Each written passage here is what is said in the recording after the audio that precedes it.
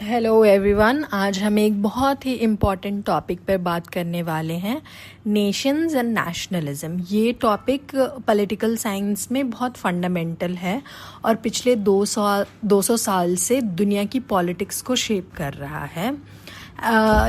अभी हमको ऐसा लगता है कि अगर हम इतने साल से ये टॉपिक को डिस्कस कर रहे हैं, इस टॉपिक के बारे में पढ़ रहे हैं, इसके बारे में जान रहे हैं, तो इसको डिस्कस करना बड़ा ही आसान होगा। नहीं, बिल्कुल भी ऐसा नहीं है। ये जितना ही पुराना टॉपिक है, ये जितना ही पुराना कॉन्सेप्ट है, उतना ही पावरफुल और कॉम्प्लेक्स टॉपिक है। तो आज हम इसी जो सवाल है कि नेशन क्या है, नेशनलिज्म क्या है, इसी सवाल को आंसर करेंगे थ्रू दिस पर्टिकुलर लेक्चर। तो सबसे पहले हम ये समझते हैं कि नेशन होता क्या है। देखो, बहुत बार हम लोग नेशन और स्टेट को कंफ्यूज कर लेते हैं। ठीक है, यूनाइटेड नेशंस का नाम ही गलत है क्योंकि वो एक्चुअली स्टेट्स का ऑर्गेनाइजेशन है, नेशंस का नहीं। नेशन डिफाइन करना बहुत मुश्किल है क्योंकि ये ऑब्जेक्टिव और सब्जेक्टिव दोनों फैक्टर का मिक्सचर है।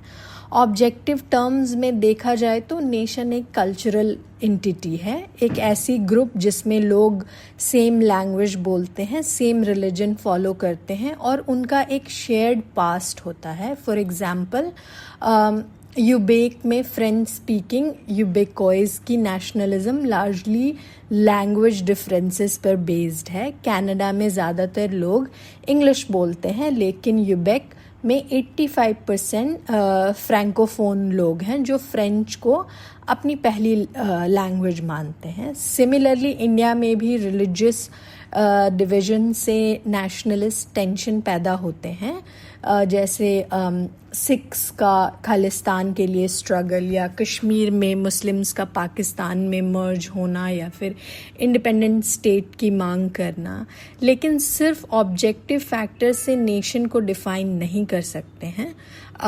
स्विट्ज़रलैंड को अगर देखो तो वहाँ 3 मेजर लैंग्वेजेस हैं, फ्रेंच, जर्मन एंड इटालियन, और बहुत सारे लोकल डायलेक्ट्स भी हैं। फिर भी स्विट्ज़रलैंड एक स्ट्रॉन्ग नेशन है। नॉर्दर्न आयरलैंड में कैथोलिक्स एंड प्रोटेस्टेंट्स के बीच जो डिवीज़न है वो यूके मेनलैंड या जर्मनी में उतने रेलेवेंट नहीं है। इसका मतलब ये हुआ कि अल्टीमेटली नेशन एक साइको पॉलिटिकल कंस्ट्रक्ट है।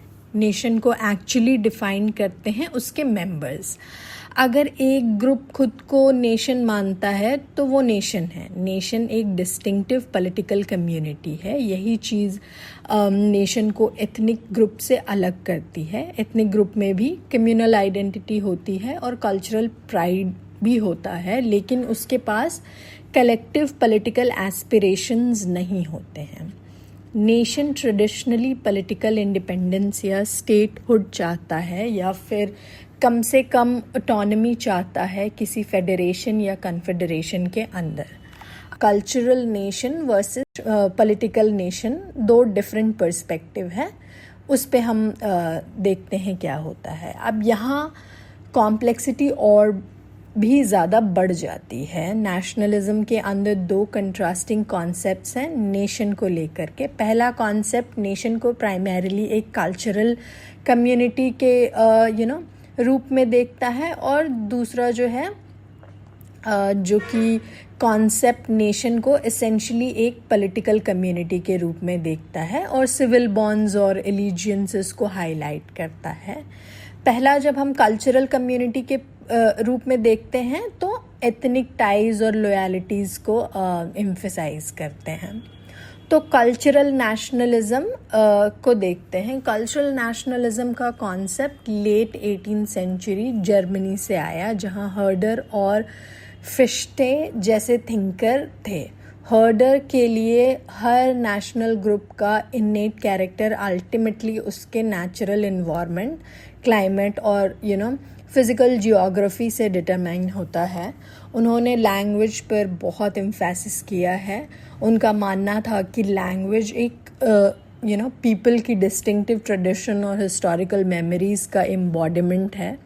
हर नेशन के पास एक वॉल्गेस्ट होता है मतलब स्पिरिट ऑफ द पीपल, जो सॉन्ग्स, मिथ्स और लेजेंड में रिवील होता है और नेशन को क्रिएटिविटी देता है। हर्डर की कल्चरलिज्म से ये इम्प्लिकेशन निकलता है कि नेशन नेचुरल या ऑर्गेनिक एंटिटीज़ है जो एंशियंट टाइम से एग्जिस्ट करती है और जब तक ह्यूमन सोसाइटी सरवाइव करेगी तब तक एग्जिस्ट करती रहेगी। मॉडर्न सोशल साइकोलॉजिस्ट भी कहते हैं कि लोग नेचुरली ग्रुप्स फॉर्म करते हैं सिक्योरिटी, आइडेंटिटी और बिलोंगिंग के लिए। ये नेचुरल ह्यूमन प्रोपेंसिटी है। हम उनके करीब आते हैं जो हमारे जैसे कल्चर, बैकग्राउंड और लाइफस्टाइल शेयर करते हैं। अर्नेस्ट गेलर ने अपनी बुक नेशंस एंड नेशनलिज्म जो 1983 में आई थी, उसमें वो कहते हैं कि नेशनलिज्म मॉडर्नाइजेशन से लिंक्ड है, स्पेशली इंडस्ट्रियलाइजेशन से। उन्होंने कहा कि pre modern agro literate societies feudal bonds और लॉयल्टीज से स्ट्रक्चर्ड थी, लेकिन इमर्जिंग इंडस्ट्रियल सोसाइटीज़ ने सोशल मोबिलिटी, सेल्फ स्ट्राइविंग और कंपटीशन को प्रमोट किया और इसीलिए एक नए सोर्स ऑफ कल्चरल कोहेजन की ज़रूरत थी। ये कोहेजन नेशनलिज्म ने प्रोवाइड किया। एंथनी स्मिथ ने इस थियोरी को चैलेंज किया अपनी book the ethnic origins of nation which came 3 years later of Nations and Nationalism, which is 1986, जहां उन्होंने कंटिन्यूटी को हाईलाइट किया मॉडर्न नेशंस और प्री मॉडर्न एथनिक कम्युनिटी, जो उन्होंने एथनीज बुलाया, जिसको इन्होंने एथनीज बुलाया। Cultural nationalism commonly national self affirmation का फॉर्म लेता है। वेल्श नेशनलिज्म को देखो, ये वेल्श लैंग्वेज और कल्चर को प्रिजर्व करने पर ज़्यादा फोकस करती है, पॉलिटिकल इंडिपेंडेंस पे कम। ब्लैक नेशनलिज्म भी यूएसए, वेस्ट इंडीज़ और यूरोप के काफ़ी पार्ट्स में स्ट्रांगली कल्चरल कैरेक्टर रखती है, जहां एम्फेसिस ब्लैक कॉन्शियसनेस और नेशनल प्राइड डेवलप करने पर है। मार्क्यूस गार्वे और मैल्कम एक्स ने अफ्रीका को स्पिरिचुअल और कल्चरल होमलैंड के रूप में रीडिस्कवर करने पर फोकस किया। फ्रेडरिक मैनेकर ने कल्चरल नेशंस और पॉलिटिकल नेशंस के बीच डिस्टिंग्विश किया। कल्चरल नेशंस में high level of ethnic homogeneity होती है, नेशनल और एथनिक आइडेंटिटीज़ ओवरलैप करती है। Greeks, Germans, Russians, English, Irish, ये सब कल्चरल नेशंस के एग्जाम्पल हैं। कुर्द, तमिल्स, चेचन्स भी यहाँ फिट होते हैं। ऐसे नेशंस ऑर्गेनिक होते हैं क्योंकि ये नेचुरल या हिस्टोरिकल फोर्सेस से फैशन्ड होते हैं, पॉलिटिकल फोर्सेस से नहीं। कल्चरल नेशंस की स्ट्रेंथ ये है कि पावरफुल और historical sense of national unity से बाउंड होते हैं, तो ये स्टेबल और कोहेसिव होते हैं। लेकिन प्रॉब्लम ये है कि कल्चरल नेशंस खुद को एक्सक्लूसिव ग्रुप्स के रूप में देखते हैं। नेशन की मेंबरशिप एथनिक आइडेंटिटी से डिराइव होती है, जो इनहेरिटेड है, वॉलंटरी पॉलिटिकल एलिजियंस से नहीं। ये एक्सटेंडेड किनशिप ग्रुप की तरह होती है जो कॉमन डिसेंट से डिस्टिंग्विश्ड होती है। इसलिए कल्चरल नेशनलिज्म इंसुलर और रिग्रेसिव फॉर्म्स ब्रीड कर सकती है और नेशन और रेस के बीच डिस्टिंक्शन को वीकन कर सकती है।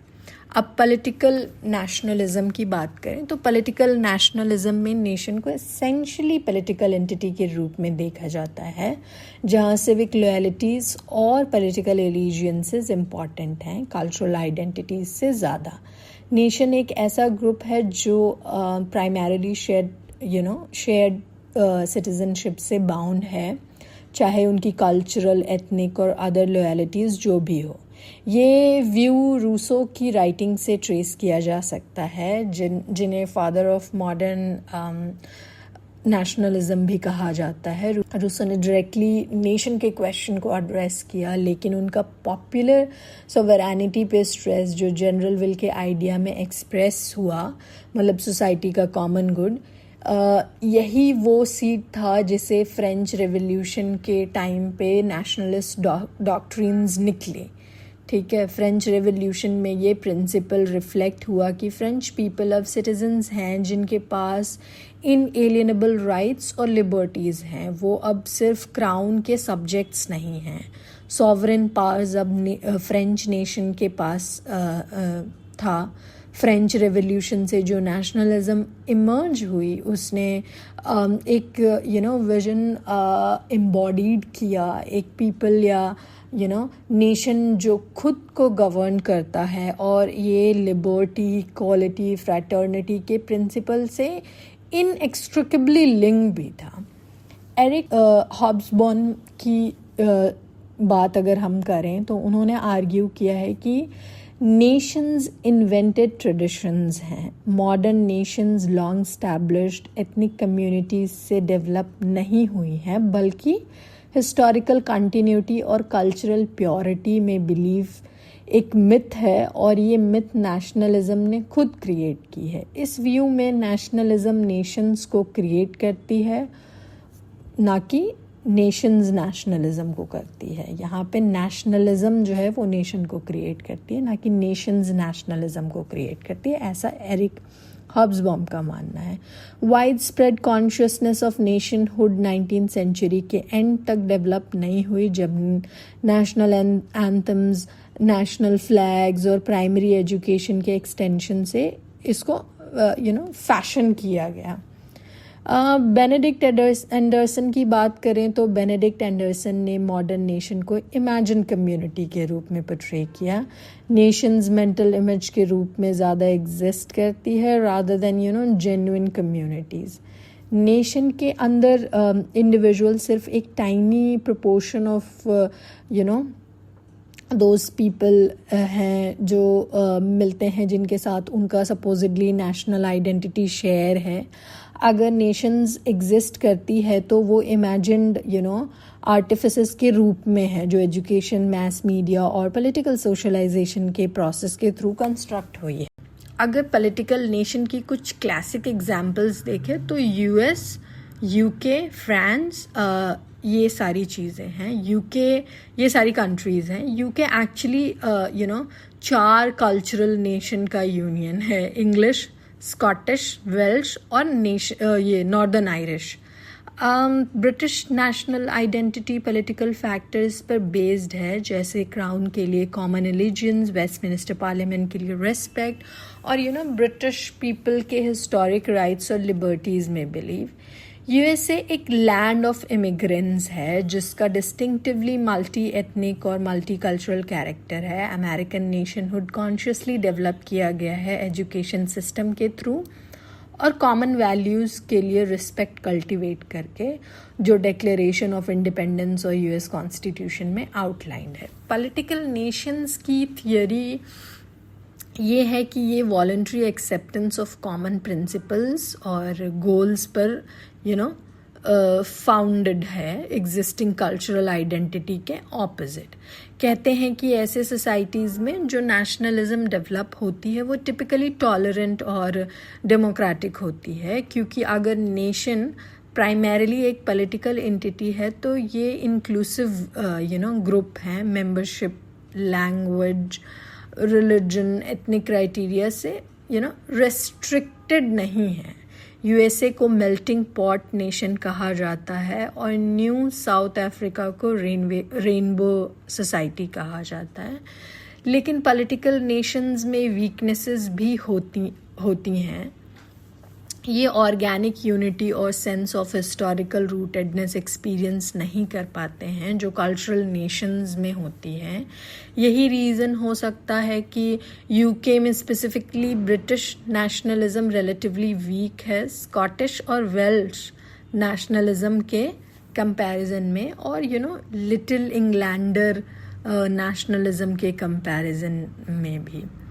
अब वेराइटीज़ ऑफ नेशनलिज्म देखते हैं। नेशनलिज्म एक पॉलिटिकल कैरेक्टर को लेकर इमेंस कंट्रोवर्सी है। एक तरफ नेशनलिज्म प्रोग्रेसिव और लिबरेटिंग फोर्स लग सकती है, ऑफरिंग नेशनल यूनिटी और इंडिपेंडेंस। दूसरी तरफ ये इरैशनल एंड रिएक्शनरी क्रीड लग सकती है, जो मिलिट्री एक्सपेंशन और वॉर को जस्टिफाई करती है नेशन के नाम पर। नेशनलिज्म मल्टी पर्सनैलिटी सिंड्रोम से सफ़र करता है, कभी प्रोग्रेसिव तो कभी रिएक्शनरी, कभी डेमोक्रेटिक तो कभी अथॉरिटेरियन, कभी लिबरेटिंग तो कभी अप्रेसिव। ये कन्फ्यूजन पार्टली इसलिए है क्योंकि नेशनलिस्ट एस्पिरेशंस डिफरेंट सर्कमस्टांसेस में अराइज होते हैं और डिफरेंट पॉलिटिकल कॉजेज से अटैच होती हैं। जब नेशनलिज्म फॉरेन डोमिनेशन या कॉलोनियल रूल के अगेंस्ट रिएक्शन है तो ये लिबरेटिंग फोर्स हो जाती है, जो लिबर्टी, जस्टिस और डेमोक्रेसी से लिंक्ड होती है। जब नेशनलिज्म सोशल डिसलोकेशन और डेमोग्राफिक चेंज का प्रोडक्ट है तो ये इंसुलर और एक्सक्लूसिव कैरेक्टर ले लेती है और रेसिज्म और जेनोफोबिया का व्हीकल बन जाती है। अब लिबरल नेशनलिज्म देखते हैं कि लिबरल नेशनलिज्म क्या है। लिबरल नेशनलिज्म को classic form of European liberalism कहा जा सकता है, जो फ्रेंच रेवोल्यूशन से आती है। कॉन्टिनेंटल यूरोप में मिड 19th सेंचुरी में नेशनलिस्ट होना मतलब लिबरल होना था और वाइस वर्सा। 1848 रेवोल्यूशंस ने नेशनल इंडिपेंडेंस और यूनिफिकेशन के स्ट्रगल को लिमिटेड और कॉन्स्टिट्यूशनल गवर्नमेंट की डिमांड के साथ फ्यूज़ किया। इटालियन नेशनलिज्म में ये बहुत एविडेंट था, स्पेशली गुइसेप्पी मज़ीनी की जो टीचिंग में मज़ीनी सिर्फ इटालियन स्टेट्स को यूनाइट करना नहीं चाहते थे बल्कि ऑटोक्रेटिक ऑस्ट्रिया की इन्फ्लुएंस को भी थ्रो ऑफ करना चाहते थे। लिबरल नेशनलिज्म का सेंट्रल थीम जो है नेशनल सेल्फ डिटर्मिनेशन के प्रिंसिपल के लिए कमिटमेंट है। इसका गोल नेशन स्टेट की कंस्ट्रक्शन है, एक ऐसी स्टेट जिसमें गवर्नमेंट की बाउंड्रीज नेशनैलिटी की बाउंड्रीज के साथ जितना पॉसिबल हो सके कोइंसाइड करे। J.S. मिल ने कहा, when the sentiment of nationality exists in any force, there is a prima facie case for uniting all members of the nationality under one government and a government to themselves apart. Liberal nationalism एक principal form of nationalism है। ये एक nation के interest को other nation के against uphold नहीं करती, instead ये प्रोक्लेम करती है कि हर एक नेशन को फ्रीडम और सेल्फ डिटर्मिनेशन का राइट है। इस सेंस में सब नेशंस इक्वल है। लिबरल नेशनलिज्म का अल्टीमेट गोल जो है वो सॉवरन नेशन स्टेट्स की एक वर्ल्ड की कंस्ट्रक्शन है। मज़ीनी ने यंग इटली फॉर्म की यूनाइटेड इटली का आइडिया प्रमोट करने के लिए, लेकिन उन्होंने यंग यूरोप भी फाउंड की ताकि नेशनलिस्ट आइडियाज़ पूरी कॉन्टिनेंट में स्प्रेड हो सकें। वुड्रो विल्सन ने भी पेरिस पीस कॉन्फ्रेंस में सेल्फ डिटर्मिनेशन का प्रिंसिपल एडवांस किया, not just because European empires का ब्रेकअप यूएस नेशनल इंटरेस्ट को सर्व करता था, बट बिकॉज उनका बिलीव था कि पोल्स, चेक्स, यूगोस्लैव्स और हंगेरियंस सबको वही राइट है पॉलिटिकल इंडिपेंडेंस का जो अमेरिकन्स को ऑलरेडी इंजॉय कर रहे थे। इस पर्सपेक्टिव से नेशनलिज्म सिर्फ पॉलिटिकल फ्रीडम को इनलार्ज करने का मीन्स नहीं है, बल्कि एक पीसफुल और स्टेबल वर्ल्ड ऑर्डर को सिक्योर करने का भी मैकेनिज्म है।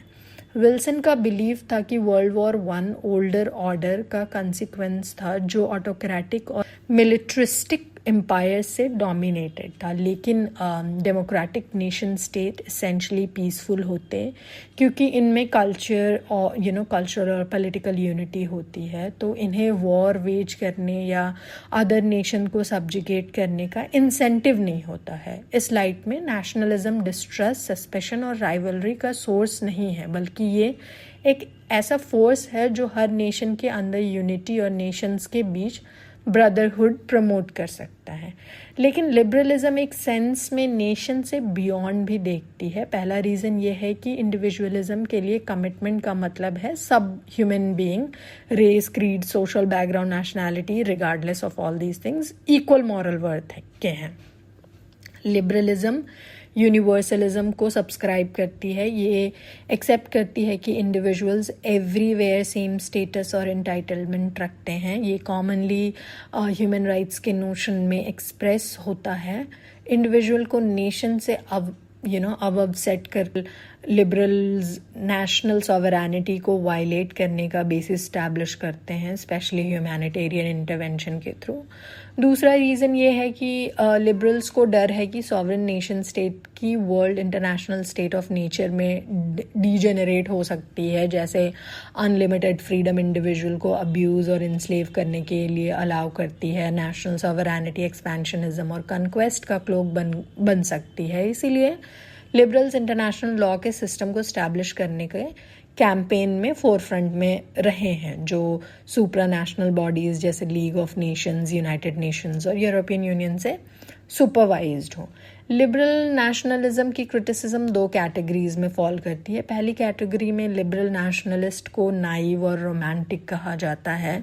वो नेशनलिज्म का प्रोग्रेसिव और लिबरेटिंग फेज दिखाते हैं। उनका टॉलरेंट और रैशनल नेशनलिज्म है, लेकिन वो नेशनलिज्म का डार्कर फेस इग्नोर करते हैं। ट्राइबलिज्म के इरैशनल बॉन्ड जो अस को फॉरेन और थ्रेटनिंग देम से डिस्टिंग्विश करते हैं। लिबरल्स नेशनलिज्म को यूनिवर्सल प्रिंसिपल के रूप में देखते हैं, लेकिन उन्हें नेशनलिज्म की इमोशनल पावर की कम अंडरस्टैंडिंग है।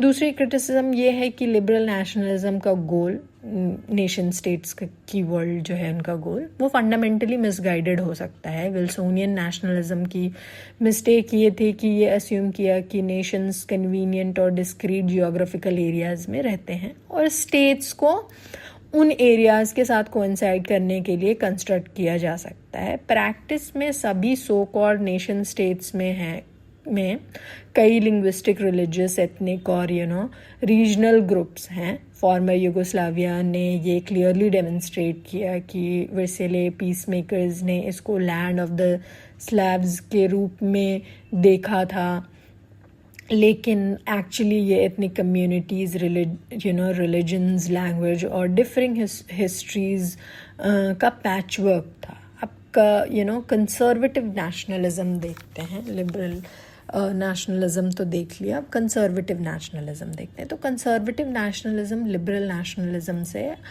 हिस्टोरिकली रादर लेटर डेवलप हुई है। 19th सेंचुरी के फर्स्ट हाफ तक कंसर्वेटिव पॉलिटिशियंस नेशनलिज्म को सबवर्सिव, इवन रेवोल्यूशनरी क्रीड मानते थे, लेकिन सेंचुरी के प्रोग्रेस के साथ कंसर्वेटिज्म और नेशनलिज्म के बीच लिंक इंक्रीजिंगली एपरेंट हो गया। डिज़रेली का वन नेशन आइडियल, बिस्मार्क की जर्मन नेशनलिज्म को प्रशियन एग्रेंडाइजमेंट के लिए रिक्रूट करने की विलिंगनेस और ज़ार अलेक्जेंडर III का पैन स्लेविक नेशनलिज्म का इंडोर्समेंट, ये सब एग्जाम्पल हैं। मॉडर्न पॉलिटिक्स में नेशनलिज्म ऑलमोस्ट सब कंसर्वेटिव्स के लिए आर्टिकल ऑफ फेथ बन गई है। यूके में मार्गरेट थैचर की triumphalist reaction to 1982 Falkland war victory ने ये ड्रामेटिकली डेमोन्स्ट्रेट किया। कंसर्वेटिव राइट की इनग्रेन यूरोस्केप्टिसिज्म भी इसी का पार्ट है। यूएस में भी Reagan and Grenada invasion in the year 1983 और Libya bombing in the year 1986। In fact George Bush ने अफ़गानिस्तान में जो 2001 में किया, या फिर इराक 2003 इन्वेजन, इसके through assertive foreign policy adopt करके नेशनलिज्म को रिकिंडल किया गया है। Conservative nationalism principle nationalism of universal self determination से कम कंसर्न है। ये ज़्यादा कंसर्न है सोशल कोहेजन और पब्लिक ऑर्डर के प्रॉमिस से, जो नेशनल पेट्रियाटिज्म की सेंटिमेंट में एम्बॉडीड है। कंसर्वेटिव्स नेशन को एक ऑर्गेनिक एंटिटी के रूप में देखते हैं जो बेसिक ह्यूमन डिज़ायर से इमर्ज करती है कि लोग उनके टुवर्ड्स ग्रेविटेट करें जो सेम व्यूज़, हैबिट्स, लाइफस्टाइल और अपीयरेंस रखते हैं। पेट्रियाटिक लॉयल्टी और consciousness of nationhood largely shared past के आइडिया में रूटेड होता है, टर्निंग नेशनलिज्म इनटू ट्रेडिशनलिज्म। इससे कंसर्वेटिव नेशनलिज्म को डिस्टिंक्टिवली नॉस्टैल्जिक और बैकवर्ड लुकिंग कैरेक्टर मिलता है। यूएस में ये pilgrim fathers, war of independence, Philadelphia convention पर एम्फेसिस के थ्रू एकम्प्लिश्ड होता है। ब्रिटिश नेशनलिज्म में नेशनल पेट्रियाटिज्म मोनार्की के साथ क्लोजली एसोसिएटेड सिंबल से ड्रॉ होता है। यूके का national anthem God save the queen है और रॉयल फैमिली नेशनल सेलिब्रेशंस और स्टेट ओकेजन्स में प्रोमिनेंट रोल प्ले करता है। तो conservative nationalism typically established nation states में डेवलप होती है रादर देन दोज जिनमें नेशन बिल्डिंग के प्रोसेस में है। जो ये टिपिकली परसेप्शन से इंस्पायर्ड होती है कि नेशन समहाउ अंडर थ्रेट है, ईदर फ्रॉम विद इन और from without. So traditional enemy within class antagonism था और सोशल रेवोल्यूशन का अल्टीमेट डेंजर। इस रिस्पेक्ट में कंसर्वेटिव्स ने नेशनलिज्म को सोशलिज्म का एंटीडोट देखा है।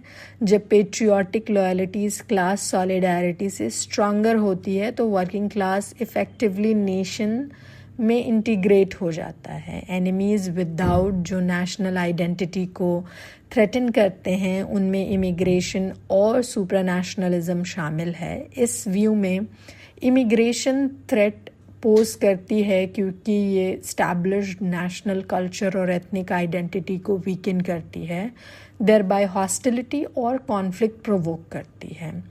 पॉवेल ने 1960s में यूके में ये फियर एक्सप्रेस किया था कि further Commonwealth immigration racial conflict और वायलेंस लीड करेगी। मार्गरेट थैचर ने भी 1979 में यूके के इमिग्रेंट से स्वाम्ड होने के डेंजर का रेफरेंस दिया।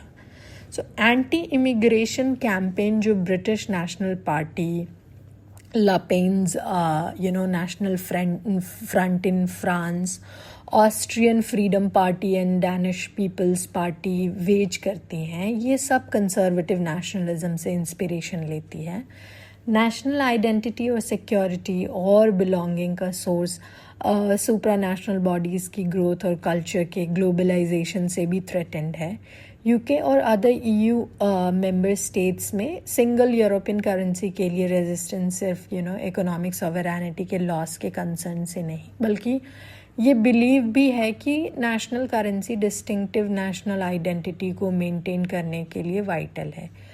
कंसर्वेटिव नेशनलिज्म की क्रिटिसिज्म ये है कि ये एसेंशियली इलीट मैनिपुलेशन या रूलिंग क्लास आइडियोलॉजी का फॉर्म है।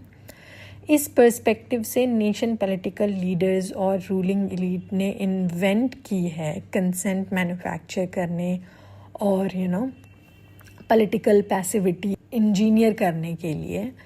ज़्यादा सीरियस क्रिटिसिज्म ये है कि कंसर्वेटिव नेशनलिज्म इंटॉलरेंस और बिगेट्री प्रमोट करती है। Insular nationalism narrowly cultural concept of nation से ड्रॉ करती है, बिलीव कि नेशन एक्सक्लूसिव एथनिक कम्युनिटी है।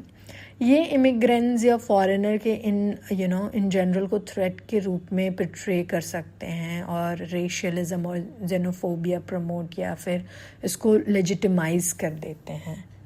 अब बात करते हैं एक्सपेंशनिस्ट नेशनलिज्म की। नेशनलिज्म का तीसरा फॉर्म अग्रेसिव, मिलिटरिस्टिक और एक्सपेंशनिस्ट कैरेक्टर रखता है। कई वे में ये लिबरल नेशनलिज्म के principle believe in equal rights and self determination का एंटीथीसिस है। नेशनलिज्म का अग्रेसिव फेस पहली बार 19th सेंचुरी में अपीयर हुआ जब यूरोपियन पावर्स ने स्क्रैम्बल फॉर अफ्रीका में इंडल्ज किया नेशनल ग्लोरी और उनके प्लेस इन द सन के नाम पे। 19th century European imperialism early period के कॉलोनियल एक्सपेंशन से डिफरेंट थी क्योंकि ये पॉपुलर नेशनलिज्म की क्लाइमेट से फ्यूल थी जिसमें नेशनल प्रेस्टीज एम्पायर के पोजीशन से लिंक थी। वर्ल्ड वॉर वन अगस्त 1914 में प्रोलॉन्ग्ड आर्म रेस और इंटरनेशनल क्राइसिस के सक्सेशन के बाद ब्रेकआउट हुआ और कन्क्वेस्ट और मिलिट्री ग्लोरी का प्रॉस्पेक्ट सभी मेजर यूरोपियन कैपिटल्स में स्पॉन्टेनियस पब्लिक रिजॉइसिंग प्रोवोक कर गया। World war two largely Japan, Italy और जर्मनी के नेशनलिस्ट इंस्पायर्ड इम्पेरियल एक्सपेंशन के प्रोग्राम्स का रिजल्ट था। यूरोप में कंस्ट्रक्टिव से विपरीत डिस्ट्रक्टिव मॉडर्न एग्जाम्पल्स हमारे पास हैं। ग्रेट सर्बिया कंस्ट्रक्ट करने का जो बॉस्नियन सर्ब्स का क्वेस्ट था इन 1990s में यूगोस्लाविया ब्रेकअप के आफ्टरमैथ में। एक्सट्रीम फॉर्म में ये nationalism intense even hysterical nationalist enthusiasm की सेंटिमेंट से अराइज होती है, जिसे इंटेग्रल नेशनलिज्म कहा जाता है। एक टर्म जो फ्रेंच नेशनलिस्ट चार्ल्स मॉरिस ने कॉइन किया। मॉरिस की पॉलिटिक्स का सेंटरपीस नेशन की ओवरराइडिंग इम्पोर्टेंस का असर्शन था। नेशन एवरीथिंग है और इंडिविजुअल नथिंग है। नेशन किसी भी सिंगल इंडिविजुअल की लाइफ से बियॉन्ड एग्जिस्टेंस और मीनिंग रखता है, और इंडिविजुअल एग्जिस्टेंस तभी मीनिंग रखता है जब ये नेशन की यूनिटी और सर्वाइवल के लिए डेडिकेटेड हो। ऐसे फैनेटिकली पेट्रियाटिज्म का particularly strong appeal alienated, isolated और पावरलेस लोग के लिए है, जिनके लिए नेशनलिज्म एक ऐसा व्हीकल बन जाता है जिसके थ्रू प्राइड और सेल्फ रिस्पेक्ट रीगेन किया जा सकता है। लेकिन इंटेग्रल नेशनलिज्म और डेमोक्रेसी के बीच प्रीवियसली इस्टेब्लिश्ड लिंक जो है उसको ब्रेक कर देता है। ये एक integral nation exclusive ethnic community है जो प्राइमोर्डियल लॉयल्टीज से बाउंड है, वॉलंटरी पॉलिटिकल एलिजियंसेस से नहीं। नेशनल यूनिटी फ्री डिबेट और open competitive struggle for power demand नहीं करती। ये डिसिप्लिन और obedience to a single supreme leader require करती है। इससे मॉरिस ने डेमोक्रेसी को वीकनेस और करप्शन का सोर्स पोर्ट्रे किया है और इंस्टेड मोनार्किकल एब्सोल्यूटिज्म की रीस्टैब्लिशमेंट के लिए कॉल किया है। ये मिलिटेंट और intense form of nationalism invariably chauvinist believes और डॉक्ट्रिन से एसोसिएटेड है। शॉविनिज्म जो निकोलस शॉविन के नेम से डिराइव्ड है, एक फ्रेंच सोल्जर जो नेपोलियन और फ्रांस के कॉज के लिए फैनेटिकल डिवोशन के लिए नोटेड था। ये इरैशनल बिलीव है अपने ओन ग्रुप या पीपल की सुपीरियॉरिटी या डोमिनेंस में। जैसे हम मेल शॉविनिज्म भी आप सुनते हो, है ना, तो वैसे ही ये भी है। ये नेशनल लेवल पे जो शॉविनिज्म आती है, तो नेशनल शॉविनिज्म है इस आइडिया को रिजेक्ट करती है कि सब नेशंस इक्वल हैं और इंस्टेड ये बिलीव करती है कि नेशन में पर्टिकुलर कैरेक्टरिस्टिक और क्वालिटीज़ है और डिफरेंट डेस्टिनीज है। कुछ नेशंस रूल करने के लिए सूटेड हैं, अदर्स रूल्ड होने के लिए सूटेड हैं। टिपिकली ये फॉर्म ऑफ नेशनलिज्म एथनिक या रेशियल सुपीरियॉरिटी के डॉक्ट्रिन के थ्रू आर्टिकुलेट होती है। देयर बाय नेशनलिज्म और रेशियलिज्म को कंफ्यूज कर देती है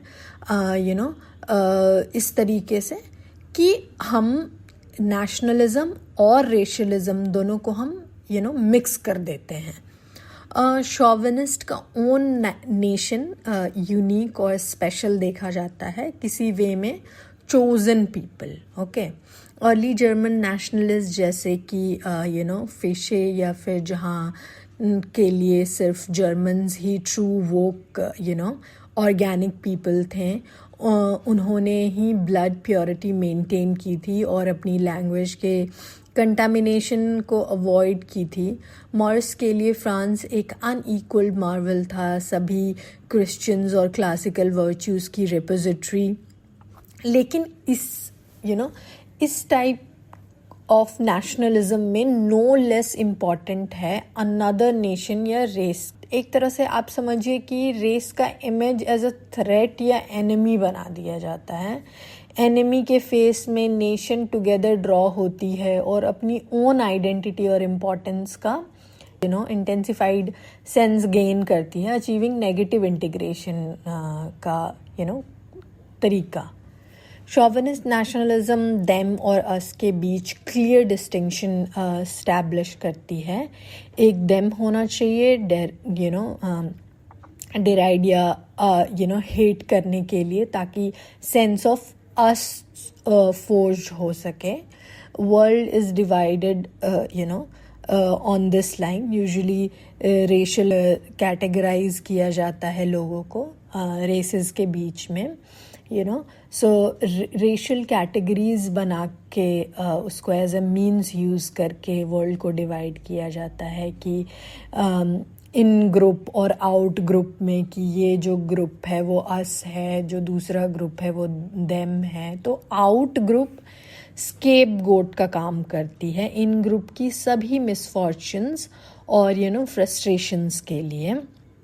ये सबसे ग्राफिकली डेमोन्स्ट्रेट हुआ विरुलेंट एंटी सेमिटिज़म के थ्रू, जो जर्मन नाज़िज़्म का बेसिस था। हिटलर की मेकाफ में ने हिस्ट्री को मेनीशियन स्ट्रगल के रूप में पिट्रे किया आर्यंस और जूस के बीच में, जो रिस्पेक्टिवली लाइट और डार्कनेस या गुड और इविल के फोर्सेस रिप्रेजेंट करती है। हम इंडिया में भी देखते हैं जो हिंदू मुस्लिम का होल कॉन्सेप्ट है कि जो हिंदूज़ हैं वो we are together and the Muslims are are enemies. So ये जो डिवाइड है वो हम इंडिया में भी देखते हैं, और ये अस वर्सेस देम का जो होल कॉन्सेप्ट है, इस चीज़ पे जो लोग पॉलिटिक्स करते हैं नेशनलिज्म के नाम पे, कि मुसलमान जो होते हैं वो एंटी नेशनल होते हैं, या फिर हिंदूज़ जो होते हैं वो ज़्यादा पेट्रियाटिक होते हैं।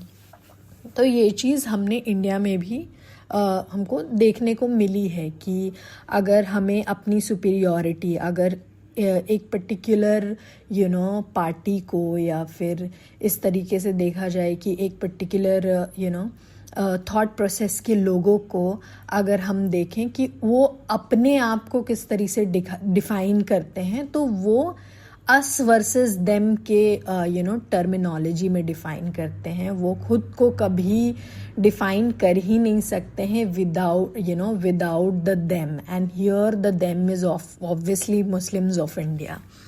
तो ये चीज़ हमने इंडियन कॉन्टेक्स्ट में भी देखा है, और हम देख रहे हैं कि किस तरीके से हिंदू मुस्लिम डिवाइड हो रहा है। और वर्ल्ड में भी हमने देखा है, अमेरिका तो सबसे बड़ा वो है, कल्प्रिट है when it comes to vilifying Muslim community. So yes, that kind of thing is also visible in our country, where we believe that as a Hindu we are more patriotic than somebody who is a Muslim. अब expansionist nationalism का recurrent theme national rebirth या regeneration का idea है। ये form of nationalism commonly past greatness या national glory के myth पर draw करती है। मुसोलिनी और इटालियन फाशिस्ट इम्पीरियल रोम के डेज को अगर लुक बैक करते हैं तो जर्मन नाजी अपने रिजीम को थर्ड रेज पोर्ट्रे करके बिस्मार्क की सेकेंड रेज और चार्ल मैग्ने की holy Roman empire first Reich दोनों की तरह लुक बैक करते थे। ऐसे मिथ्स मेनली एक्सपेंशनिस्ट नेशनलिज्म को बैकवर्ड लुकिंग कैरेक्टर देती है, लेकिन ये फ्यूचर की तरफ भी देखते हैं क्योंकि ये नेशन की डेस्टिनी मार्क आउट करते हैं। अगर नेशनलिज्म ग्रेटनेस रीस्टैब्लिश करने और नेशनल ग्लोरी रीगेन करने का व्हीकल है, तो ये इनवेरिएबली मिलिटरिस्टिक और एक्सपेंशनिस्ट कैरेक्टर रखती है। शॉर्ट में कहें तो वॉर नेशन की टेस्टिंग ग्राउंड है। इंटेग्रल नेशनलिज्म के हार्ट में ऑफन इम्पीरियल प्रोजेक्ट होती है एक्सपेंशन के लिए, क्वेस्ट या कॉलोनीज़ की सर्च में। Nazi Germany best known example है। हिटलर की राइटिंग्स ने एक्सपेंशन का 3 स्टेज प्रोग्राम मैप आउट किया था। पहला नाज़ी ग्रेट जर्मनी इस्टेब्लिश करना चाहता था, एथनिक जर्मन्स को ऑस्ट्रिया, चेकोस्लोवाकिया और पोलैंड से एक एक्सपैंडेड में लाकर, सेकंड वो लिविंग स्पेस अचीव करना चाहता था रशिया तक स्ट्रेच करते, जर्मन डोमिनेटेड एम्पायर स्टैब्लिश करके, third Hitler ultimate Aryan world domination का ड्रीम देखता था। अब हम आते हैं एंटी कॉलोनियल और पोस्ट कॉलोनियल नेशनलिज्म में। डेवलपिंग वर्ल्ड ने नेशनलिज्म के वेरियस फॉर्म्स स्पॉन किए हैं जो सभी किसी वे में कॉलोनियल रूल के अगेंस्ट स्ट्रगल से इंस्पिरेशन लेती है। इस फॉर्म ऑफ नेशनलिज्म की आयरनी ये है कि इसने डॉक्ट्रिन्स और प्रिंसिपल को जो पहले यूरोप में नेशन बिल्डिंग की प्रोसेस के थ्रू डेवलप हुई थी, यूरोपियन पावर्स के ही अगेंस्ट टर्न कर दिया। कॉलोनियलिज्म ने नेशनलिज्म को ग्लोबल सिग्निफिकेंस की पॉलिटिकल क्रीड में टर्न करने में सक्सीड किया। अफ्रीका और एशिया में इसने नेशनहुड का सेंस फोर्ज करने में हेल्प की, जो नेशनल लिबरेशन की डिज़ायर से शेप्ड थी। 20th सेंचुरी के दौरान हमने ये भी देखा कि कॉलोनियल एम्पायर से political geography of much of the world transform हो गई एंटी कॉलोनियलिज्म से। इंडिपेंडेंस मूवमेंट जो इंटर वॉर पीरियड में स्प्रिंग अप हुई, उन्हें वर्ल्ड वॉर II के कंक्लूजन के बाद न्यू इम्पेटस मिली। Britain, France, Netherlands and Portugal's के overstretched empire rising nationalism के फेस में क्रम्बल कर गए।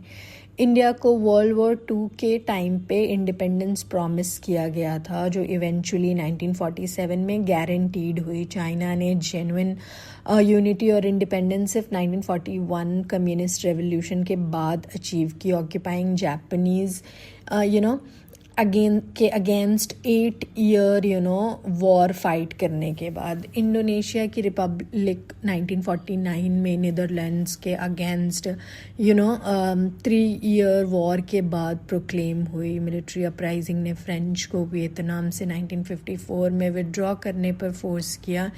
Even though final liberation north और साउथ वियतनाम की यूनिफिकेशन के साथ 1975 में अचीव हुई।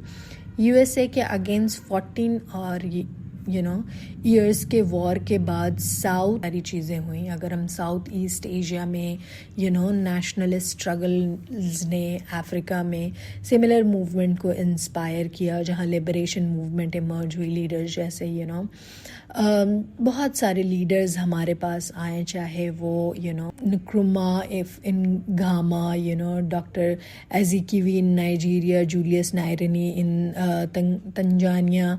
और अफ्रीका में डीकोलोनाइजेशन की पेस लेट 50s से एक्सेलरेट हुई। नाइजीरिया ने 1960 में यूके से इंडिपेंडेंस गेन की और अल्जीरिया ने फ्रेंच के अगेंस्ट प्रोलॉन्ग वॉर के बाद 1962 में इंडिपेंडेंस गेन की। कीनिया 1963 में इंडिपेंडेंट हुई, जैसे तंजानिया और मलावी उसके जस्ट नेक्स्ट ईयर। अफ्रीका की last remaining colony South West Africa finally 1990 में इंडिपेंडेंट नाम्बिया बन गई। Early forms of anti colonialism ने हेविली क्लासिकल यूरोपियन नेशनलिज्म पर ड्रॉ किया और नेशनल सेल्फ डिटर्मिनेशन के आइडिया से इंस्पायर्ड थी। लेकिन इमर्जेंट अफ्रीकन और एशियन नेशन बहुत डिफरेंट पोजीशन में थे newly created 19th century European state से। अफ्रीकन और एशियन नेशंस के लिए पॉलिटिकल इंडिपेंडेंस का क्वेस्ट इनएक्सट्रिकेबली सोशल डेवलपमेंट की डिज़ायर से लिंक था और यूरोप और यूएसए की इंडस्ट्रियलाइज्ड स्टेट्स के लिए सबऑर्डिनेशन का एंड चाहते थे। नेशनल लिबरेशन का गोल इसलिए इकोनॉमिक और पॉलिटिकल दोनों डायमेंशन रखता था। ये एक्सप्लेन करता है कि क्यों anti colonial movement typically liberalism की तरफ नहीं बल्कि सोशलिज्म की तरफ और पर्टिकुलरली मार्क्सिज्म लेनिनिज्म की तरफ अपने नेशनलिस्ट एम्बिशंस को एक्सप्रेस करने के लिए देखा।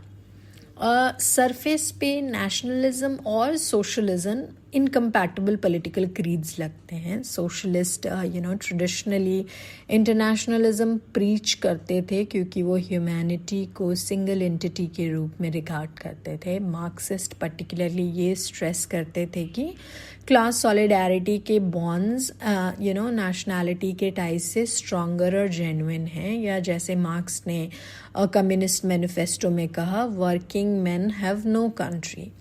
सोशलिज्म की डेवलपिंग वर्ल्ड के लिए अपील इस फैक्ट पर बेस्ड थी कि कम्युनिटी और कोऑपरेशन की वैल्यूज़ जो सोशलिज्म एम्बॉडी करती है वो ट्रेडिशनल प्री इंडस्ट्रियल सोसाइटीज़ की कल्चर्स में डीपली इस्टेब्लिश्ड है. इस सेंस में नेशनलिज्म और सोशलिज्म लिंक्ड है क्योंकि दोनों सोशल सॉलिडारिटी और कलेक्टिव एक्शंस एम्फसाइज करती है. सोशलिज्म और स्पेशली मार्क्सिज्म इनइक्वालिटी और एक्सप्लॉयटेशन का एनालिसिस प्रोवाइड करती है, जिसके थ्रू कॉलोनियल एक्सपीरियंस को अंडरस्टैंड किया जा सकता था और कॉलोनियल रूल को चैलेंज किया जा सकता था. जिस तरह अप्रेस्ड और एक्सप्लॉयटेड प्रोलेटेरिएट ने देखा कि वो कैपिटलिज्म के रेवोल्यूशनरी ओवरथ्रो के थ्रू लिबरेशन अचीव कर सकते हैं, उसी तरह डेवलपिंग वर्ल्ड नेशनलिस्ट ने आर्म स्ट्रगल को पॉलिटिकल और इकोनॉमिक इमेंसिपेशन दोनों अचीव करने का मीन्स देखा. दस पॉलिटिकल इंडिपेंडेंस और सोशल रेवोल्यूशन के गोल्स को फ्यूज़ किया. कंट्रीज़ जैसे China, north Korea, Vietnam, Cambodia में एंटी कॉलोनियल मूवमेंट ने ओपनली मार्क्सिज्म लेनिनिज्म एम्ब्रेस की. पावर अचीव करने पे उन्होंने फॉरेन एसेट्स सीज किए और इकोनॉमिक रिसोर्सेज नेशनलाइज की, Soviet style planned economies create करते हुए. अफ्रीकन और मिडल ईस्टर्न स्टेट्स ने नेशनलिस्टिक सोशलिज्म का लेस आइडियोलॉजिकल फॉर्म डेवलप किया जो प्रैक्टिस किया गया for example Algeria, Libya, Zambia, Iraq और आई थिंक साउथ येमन में. इन कंट्रीज़ में प्रोक्लेम की गई socialism usually unifying national cause या इंटरेस्ट के लिए अपील का फॉर्म लेती थी, टिपिकली पावरफुल कैरिज्मेटिक लीडर्स के थ्रू चैम्पियन किया गया. लेकिन डेवलपिंग वर्ल्ड के नेशनलिस्ट हमेशा कंटेंट नहीं रहे अपने नेशनलिज्म को सोशलिज्म या मार्क्सिज्म के लैंग्वेज में एक्सप्रेस करने से, जो वेस्ट से बोरोड थी. स्पेशली 70s से मार्क्सिज्म और लेनिनिज्म को ऑफन रिलीजियस फंडामेंटलिज्म ने और पर्टिकुलरली इस्लामिक फंडामेंटलिज्म ने डिस्प्लेस किया है. इसने डेवलपिंग वर्ल्ड को specifically non western indeed anti western voice दी. थियरी में इस्लाम ट्रांसनेशनल पॉलिटिकल आइडेंटिटी फॉस्टर करने की ट्राई करता है जो उन सभी को यूनाइट करता है जो वे ऑफ इस्लाम और प्रॉफिट मोहम्मद की टीचिंग एक्नॉलेज करते हैं इस्लाम नेशन के अंदर. 1979 की ईरानियन रेवोल्यूशन जो आयतुल्लाह ख़मेनी को पावर में लाई, इसने इस्लामिक फंडामेंटलिज्म की पोटेंसी डेमोन्स्ट्रेट की as a creed of national and spiritual renewal. Islamic republic की स्टैब्लिशमेंट ईरान को वेस्टर्न मटीरियलिज्म की और particularly great Satan which was USA की करप्टिंग इन्फ्लुएंस से पर्ज करने के लिए डिज़ाइन की गई थी. ट्रेडिशनल वैल्यूज़ और प्रिंसिपल की तरफ रिटर्न के थ्रू जो शरीयत या डिवाइन इस्लामिक लॉ में एम्बॉडीड है. लेकिन इस्लामिक नेशनलिज्म यूनिफाइड कैरेक्टर नहीं रखती. सूडान और पाकिस्तान में for example Islamification essentially ruling elite की पावर कंसोलिडेट करने के लिए टूल ऑफ स्टेट क्राफ्ट के रूप में यूज़ हुई है. अगर हम नेशन स्टेट के फ्यूचर की बात करें तो 20th सेंचुरी के फाइनल डेकेड से ये फैशनेबल हो गया है डिक्लेयर करना कि नेशनलिज्म का एज ख़त्म हो गया है. लेकिन ये इसलिए नहीं था कि नेशनलिज्म को हायर कॉस्मोपॉलिटन एलिजेंसेस ने सुपरसेड कर दिया, बल्कि इसलिए कि उसका टास्क कंप्लीट हो गया है. दुनिया नेशन स्टेट्स की दुनिया बन चुकी है. इफ़ेक्ट में अगर हम देखें तो नेशन को सोल लेजिटिमेट यूनिट को ऑफ पॉलिटिकल रूल के रूप में एक्सेप्ट कर लिया गया है. सर्टेनली 1789 से दुनिया फंडामेंटली नेशनलिस्ट लाइन पर रीमॉडल हो चुकी है। हिस्ट्री अनडाउटेडली नेशन स्टेट्स के साइड पर लगती है।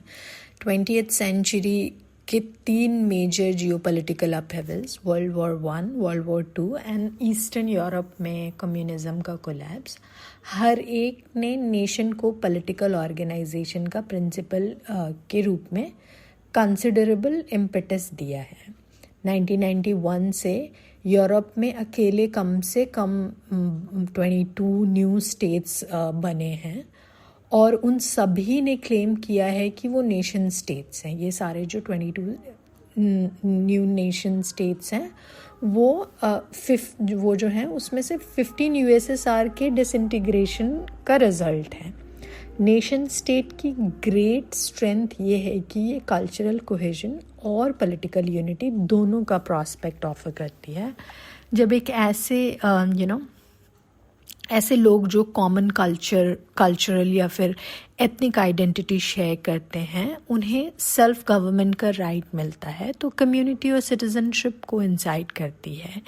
यही रीज़न है कि नेशनलिस्ट बिलीव करते हैं कि जो फोर्सेस ने इंडिपेंडेंट नेशन स्टेट्स की वर्ल्ड क्रिएट की है वो नेचुरल और इरेजिस्टिबल हैं और कोई भी दूसरा social group meaningful political community constitute नहीं कर सकता है। उनका बिलीव है कि nation state ultimately only viable political unit है।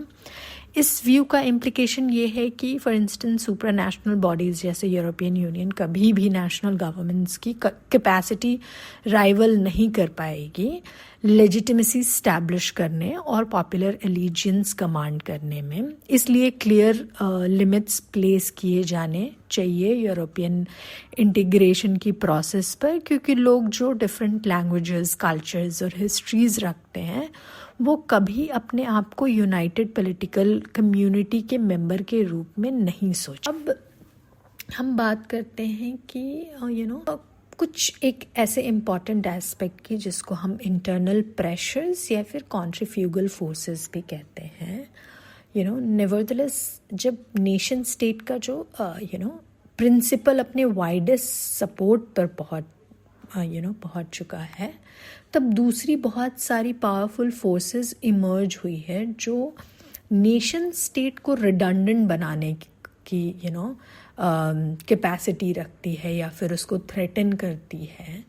इंटरनल प्रेशर और एक्सटर्नल थ्रेट्स के कॉम्बिनेशन ने जो प्रोड्यूस किया है उसे commonly crisis of the nation state के रूप में भी रेफर किया जाता है। Internally nation states centrifugal pressures के सब्जेक्ट हुई है जो एथनिक, रीजनल और मल्टीकल्चरल पॉलिटिक्स में अपसर्ज से जनरेट हुई है। एथनिसिटी और कल्चर के साथ ये हाइटेंड कंसर्न एक्चुअली रिफ्लेक्ट कर सकता है कि इकोनॉमिक और कल्चरल ग्लोबलाइजेशन के कॉन्टेक्स्ट में नेशंस अब मीनिंगफुल कलेक्टिव आइडेंटिटी या सोशल बिलोंगिंग का सेंस प्रोवाइड करने में केपेबल नहीं है। गिवन कि सभी नेशन स्टेट्स कल्चरल डाइवर्सिटी का प्रेशर एम्बॉडी करती हैं, एथनिक असर्टिवनेस की पॉलिटिक्स नेशन के प्रिंसिपल को चैलेंज प्रेजेंट किए बिना नहीं रह सकती।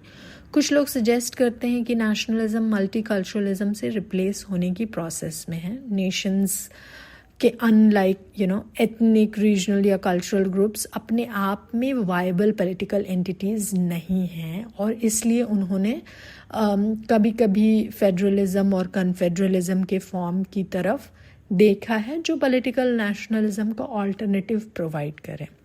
फॉर एग्जांपल यूरोपियन यूनियन के फ्रेमवर्क के अंदर बेल्जियन रीजन, फ्लैंडर्स और वलोनिया ने इतना सेल्फ गवर्नमेंट अचीव किया है कि बेल्जियम सिर्फ स्ट्रिक्टली फॉर्मल सेंस में नेशन स्टेट बना हुआ है। बेल्जियम का एग्जाम्पल बहुत इंटरेस्टिंग है।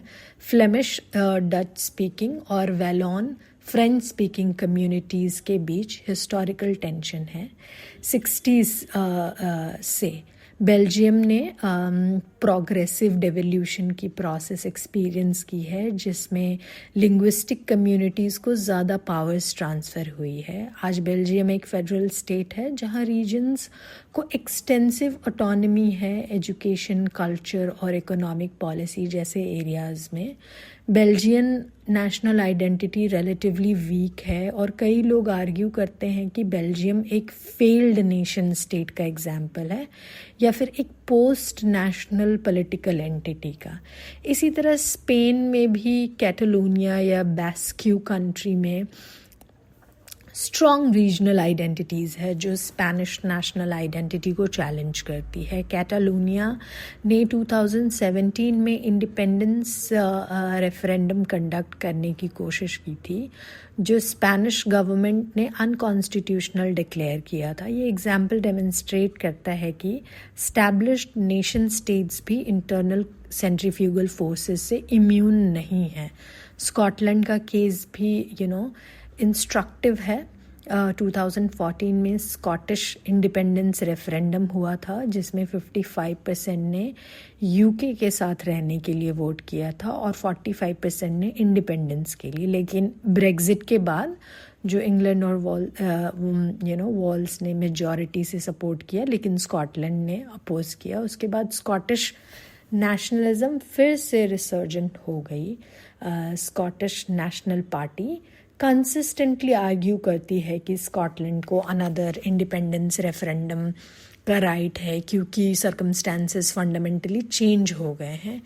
ये एथनिक और रीजनल असर्टिवनेस सिर्फ यूरोप तक लिमिटेड नहीं है। इराक में कुर्दिश ऑटोनमी का क्वेश्चन, टर्की में कुर्दिश नेशनलिज्म, इंडिया में कश्मीर का जो होल इशू है या फिर नॉर्थ ईस्ट में जो इश्यूज़ थे या फिर अभी भी कह सकते हैं चाइना में जो टिबेट और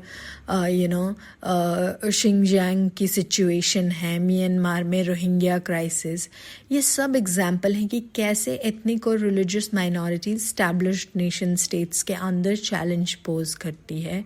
कई केसेस में ये टेंशन वायलेंट कॉन्फ्लिक्ट्स में एस्केलेट हुई है। मल्टीकल्चरलिज्म का राइज भी नेशन स्टेट को चैलेंज करता है। जैसे जैसे इमिग्रेशन इंक्रीज़ हुई है और सोसाइटी ज़्यादा डाइवर्स होती गई है, क्वेश्चन ये उठता है कि नेशन को कैसे डिफ़ाइन किया जाए। क्या नेशन इतनों कल्चरल होमोजेनिटी पर बेस्ड होना चाहिए या फिर ये सिविक वैल्यूज़ और शेयर्ड पॉलिटिकल इंस्टीट्यूशंस पर बेस्ड हो सकता है। कंट्रीज़ जैसे कनाडा ने ऑफिशियल मल्टीकल्चरलिज्म अडॉप्ट की है जो मल्टीपल एथनिक और कल्चरल आइडेंटिटीज़ को रिकग्नाइज करती है। लेकिन क्रिटिक्स आर्ग्यू करते हैं कि ये अप्रोच नेशनल यूनिटी को अंडरमाइन करती है और पैरेलल कम्युनिटीज़ क्रिएट करती है। अब देखते हैं कि एक्सटर्नल थ्रेट्स क्या है नेशनलिज्म को। So external threats to the nation state variety of forms में है। पहला, वॉरफेयर की टेक्नोलॉजी में एडवांस और स्पेशली न्यूक्लियर एज का एडवेंट। इससे डिमांड आई है कि वर्ल्ड पीस को इंटरगवर्नमेंटल या सुप्रा नेशनल बॉडीज़ पुलिस करें। इससे लीग ऑफ नेशंस और बाद में यूनाइटेड नेशंस की क्रिएशन हुई। यूनाइटेड नेशंस की इस्टेब्लिशमेंट 1945 में वर्ल्ड वॉर 2 के बाद हुई थी और इसका प्राइमरी पर्पस इंटरनेशनल पीस और सिक्योरिटी मेंटेन करना था। लेकिन यूएन की इफ़ेक्टिवनेस पर बहुत डिबेट है जो कि वर्थ रीडिंग है एंड वर्थ डिस्कसिंग है, which we can in detail we can discuss later in some other lecture। तो अभी देखते हैं कि कुछ लोग जो है आर्ग्यू करते हैं कि यूएन ने सक्सेसफुली कई कॉन्फ्लिक्ट्स प्रिवेंट किए हैं और ह्यूमैनिटेरियन क्राइसिस में इंटरवीन किया है। दूसरे कहते हैं कि यूएन लार्जली इनफेक्टिव है क्योंकि powerful nation specially UN security council के परमानेंट मेंबर जो कि USA, Russia, China, UK, France अपने ये सारे जो हैं वो अपने नेशनल इंटरेस्ट को प्रायोरिटाइज करते हैं। सिक्योरिटी काउंसिल का वीटो पावर का यूज़ ऑफन कलेक्टिव एक्शन को ब्लॉक करने के लिए होता है। रीजनल ऑर्गेनाइजेशंस भी इमर्ज हुई हैं जो कुछ डिग्री तक नेशनल सॉवरेनिटी को लिमिट करती हैं। यूरोपियन यूनियन सबसे एडवांस्ड एग्जाम्पल है। ईयू ने अपने मेंबर स्टेट्स के बीच unprecedented level of integration achieve किया है। ईयू लॉ नेशनल लॉ से सुपीरियर है कई एरियाज़ में, और यूरोपियन कोर्ट ऑफ जस्टिस का डिसीजन मेंबर स्टेट्स पर बाइंडिंग है। सिंगल मार्केट है और कुछ कंट्रीज़ में सिंगल करेंसी ने इकोनॉमिक इंटीग्रेशन क्रिएट किया है जो ट्रेडिशनल नेशनल इकोनॉमिक सॉवरेनिटी को सिग्निफिकेंटली कंस्ट्रेन करती है। लेकिन ये इंटीग्रेशन बैकलैश फेस कर रही है। ब्रेग्जिट जो हमने देखा, यूके का ईयू से डिपार्चर, ये डेमोन्स्ट्रेट करता है कि बहुत से लोग फील करते हैं कि जो सुप्रा नेशनल इंटीग्रेशन है बहुत फार गया है और नेशनल सॉवरेनिटी को रिस्टोर करना चाहिए। यूरोस्केप्टिसिज्म है कई यूरोपियन कंट्रीज़ में राइज कर रही है और नेशनलिस्ट और पॉपुलिस्ट पार्टीज़ गेन कर रही है जो ईयू इंटीग्रेशन को अपोज करती हैं। दूसरा major external threat economic globalisation है। इकोनॉमिक लाइफ प्रोग्रेसिवली ग्लोबलाइज्ड हो गई है। मार्केट्स अब वर्ल्ड मार्केट्स हैं। बिजनेसेस इंक्रीजिंगली ट्रांसनेशनल कॉरपोरेशंस बन गई हैं और कैपिटल दुनिया भर में इंस्टेंटेनियसली मूव होता है। इस कॉन्टेक्स्ट में क्या नेशन स्टेट के पास जेन्युइन इकोनॉमिक सॉवरेनिटी है, ये क्वेश्चन बहुत इम्पॉर्टेंट बन जाता है। फिर नेशनल गवर्नमेंट अपनी इकोनॉमिक डेस्टिनी को कंट्रोल कर सकती है क्या इतने ग्लोबलाइज्ड वर्ल्ड में, इतने इंटरकनेक्टेड वर्ल्ड में? 2008 ग्लोबल फाइनेंशियल क्राइसिस ने ये ड्रामेटिकली डेमोन्स्ट्रेट किया। क्राइसिस एक कंट्री यूएस में ओरिजिनेट हुआ लेकिन रैपिडली पूरी दुनिया में स्प्रेड हो गया, demonstrating how interconnected global economy work. तो इंडिविजुअल नेशन स्टेट्स अपने आप को क्राइसिस से प्रोटेक्ट नहीं कर पाई। Similarly multinational corporations often individual countries से ज़्यादा पावरफुल होते हैं। वो रेगुलेटरी आर्बिट्रेज इंगेज करते हैं, मतलब उनके ऑपरेशंस को कंट्रीज़ में मूव कर सकते हैं जहां रेगुलेशन और टैक्सेस फेवरेबल है। ये नेशनल गवर्नमेंट्स की कैपेसिटी लिमिट करता है और कॉरपोरेट बिहेवियर को रेगुलेट करने के लिए ट्रेड अग्रीमेंट्स और इंस्टीट्यूशन जैसे वर्ल्ड ट्रेड ऑर्गेनाइजेशन भी नेशनल सॉवरेनिटी को कंस्ट्रेन करते हैं। कंट्रीज़ अपनी ट्रेड पॉलिसीज़ फ्रीली सेट नहीं कर सकती, उन्हें WTO रूल्स कंप्लाई करना पड़ता है। Intellectual property rights, labour standard, environmental regulations, ये सब इंक्रीजिंगली इंटरनेशनल अग्रीमेंट्स के सब्जेक्ट हैं जो नेशनल डिस्क्रिप्शन को लिमिट करते हैं। तीसरा थ्रेट है इन्वायरमेंटल।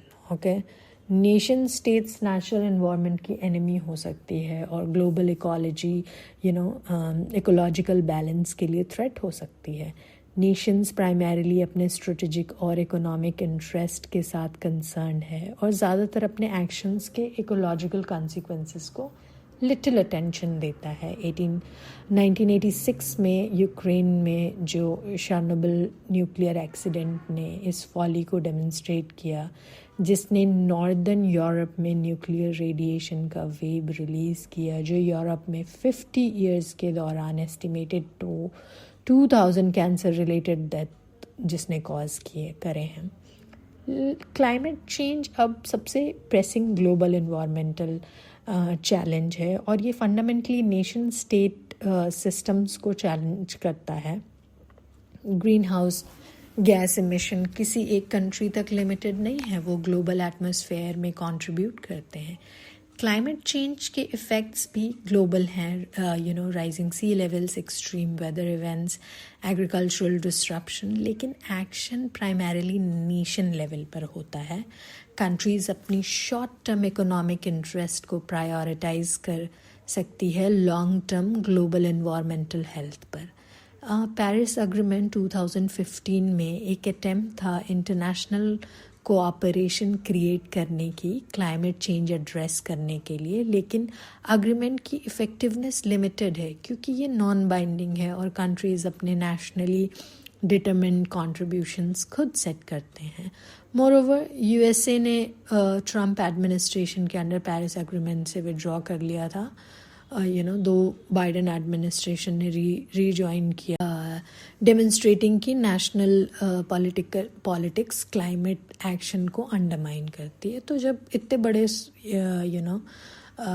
कंट्री जो कि one of the most powerful countries में से एक है, वहाँ के अगर लीडर्स ऐसा करते हैं तो ये एक अच्छा मैसेज भी नहीं जाता है। फिर छोटी कंट्रीज़ क्या करेंगी? छोटी कंट्रीज़ तो ये भी बोल सकती हैं कि हमारा तो डेवलपमेंट हुआ ही नहीं, हम फिर क्यों इन्वायरमेंट के बारे में, जब वो कंट्रीज़ जिन्होंने अपना खुद का डेवलपमेंट कर लिया है और उन्होंने इतना कार्बन एमिशन किया है अपने डेवलपमेंट के प्रोसेस में, वो नहीं मान रहे हैं ये सारी चीज़ें, तो हम क्यों माने? तो ये सारी चीज़ें बहुत कॉन्फ्लिक्चुअल हैं और इंटरकनेक्टेड भी हैं। ये देखना पड़ेगा कि जो लीडर्स हैं, स्पेशली लीडिंग कंट्रीज़ या फिर पावरफुल कंट्रीज़ के, वो एक ग्लोबल फिगर हैं। उनका कुछ भी करना उनका एक इम्पैक्ट होता है दूसरे कंट्रीज़ के उस पे, लीडर्स पे। हमने भी देखा है हमारे लीडर्स भी बहुत ही उटपटांग बातें करते हैं when it comes to environment related issues. वो कहते हैं कि इन्वायरमेंट का इशू है ही नहीं, हमारे चीज़ों को सहने का जो कैपेसिटी है वो कम गया है। तो these things come out of these examples only. If Trump is saying, Modi will also say. If Modi is saying, somebody else will also say. So these things are very interconnected and our leaders should be very careful while making any statement. So yeah, coming back to the lecture, coming back to cultural globalization, there is this question of identity also, okay? This is very, finally we have this distinctive national culture and your tradition, जो cohesion का source है, जो nation states को other forms of political organization से distinguish करता है, transnational और even global culture के emergence से weaken हुई है। ये इंटरनेशनल टूरिज़म और कम्युनिकेशन टेक्नोलॉजीज़ में ड्रामेटिक ग्रोथ से फैसिलिटेट हुआ है, सैटेलाइट टेलीविज़न से लेकर के इंफॉर्मेशन सुपर हाईवे तक। जब यूएस से फिल्म्स और टेलीविज़न प्रोग्राम्स पूरी दुनिया में वॉच की जाती है, जब इंडिया और चाइनीज़ क्यूजीन यूरोप में नेटिव डिशेस जितना पॉपुलर है, और जब लोग दुनिया के दूसरे साइड से अपने नेबरिंग टाउन जितनी ईज़िली कम्युनिकेट कर सकते हैं, तो क्या नेशन स्टेट अब है मीनिंगफुल एंटिटी? ये कल्चरल ग्लोबलाइजेशन कई फॉर्म्स लेता है। मैं अगर कोई खाना खा रही हूँ, ठीक है, इंडिया में, तो सेम खाना वो इटली में भी मिल रहा है, सेम खाना वो यूएस में भी मिल रहा है। अगर मैं कोई शो देख रही हूँ, ठीक है, if I am watching Friends, और if I am watching some other friends, तो चलो वो भी पुरानी हो गई, तब समझ में आता है कि बाद में इंडिया में आई। लेकिन अगर हम किसी भी लेटेस्ट शो की बात करें, ठीक है, तो वो भी अभी अवेलेबल है। अब जियो हॉटस्टार पे देख लो, जियो डिज़नी हॉटस्टार पे जो शोज़ जिस दिन अमेरिका में लोग एपिसोड्स देखते हैं, उसी टाइम पे हम भी देखते हैं, ठीक है। तो ये बहुत ही मतलब कि कैसे कि दुनिया बहुत इंटरकनेक्टेड हो गई है, और इंटरकनेक्टेड इस तरीके से हुई है कि अगर यूएस में कोई सक्सेशन देख रहा है, उसी का एपिसोड देख रहा है जो एपिसोड मैं देख रही हूँ, तो क्या मतलब हम तो एक ही तरह का मीडिया कंज्यूम कर रहे हैं, हम एक ही तरह का मतलब खाना भी खा सकते हैं। अगर यूएस में कोई किसी ब्रांड का वो खा रहा है, पॉपकॉर्न खा रहा है, और सक्सेशन का कोई लेटेस्ट एपिसोड देख रहा है, और वो चीज़ इंडिया में रह के मैं भी कर सकती हूँ। तो ये हमको देखना पड़ेगा कि कैसे दुनिया ग्लोबलाइजेशन के बाद बहुत ज़्यादा इंटरकनेक्टेड हो गई है। मीडिया और इंटरटेनमेंट ग्लोबली डिस्ट्रीब्यूटेड होते हैं, सिनेमा हो, शोज़ हो, कुछ भी हो, सब कुछ। मतलब आजकल तो लोग जो हैं वो हॉलीवुड मूवीज़ ज़्यादा देखते हैं बॉलीवुड से। अगर तुमने हो सकता है शक्तिमान नहीं देखा होगा, but if you have not watched GOT और Breaking Bad, that means you are not connected to the world. तो वो सारी चीज़ें बहुत मतलब ये चीज़ बहुत ही ज़्यादा इम्पॉर्टेंट है to think about the idea of nation state that we have been studying about, कि nation state का क्या आइडिया रेलेवेंट है अभी, although we live in a world that is full of nation states, but is it relevant or has it become redundant? So ये सारी चीज़ें हमको ये क्वेश्चंस हमें हमेशा पूछना चाहिए खुद से जब हम ये सारी चीज़ें, and there is no definite answer to this, there is no one answer to it, but yes, asking question, as I always say, asking question is very important. यही नहीं, इंटरनेशनल माइग्रेशन भी बहुत बढ़ गया है, डायस्पोरा कम्युनिटीज़। यहाँ पे हमें लग रहा है कि हम जो है कंज्यूम कर रहे हैं American food, American shows. US में लोग बटर चिकन खा रहे हैं, US में लोग कराची बिरयानी खा रहे हैं, US में लोग हैदराबादी बिरयानी खा रहे हैं। तो these things are not only in India but also in US. These things are very interconnected. If we are following something, if we are following 90% of what they are doing, they are also following at least 10-20% of what we do. So yeah, that's what we call interconnected. यहाँ एक nuance importance है इन सारी चीज़ों का, कि जो cultural globalisation है, जैसा कि अभी मैंने कहा कि वो वन वे नहीं है जहाँ एक homogeneous global cultural local culture को रिप्लेस करती है। रियलिटी ज़्यादा कॉम्प्लेक्स है। हो सकता है कि मैं सक्सेशन देख के काफ़ी खुश हूँ, लेकिन today if someone is talking about some Bollywood movie, Shah Rukh Khan's movie, I'll be more interested in talking about that, or maybe more excited, not more interested, but I'll have more things to talk about that, because culturally I would connect more with what Bollywood movies or Hindi shows are showing. But however, although Bollywood movies are way way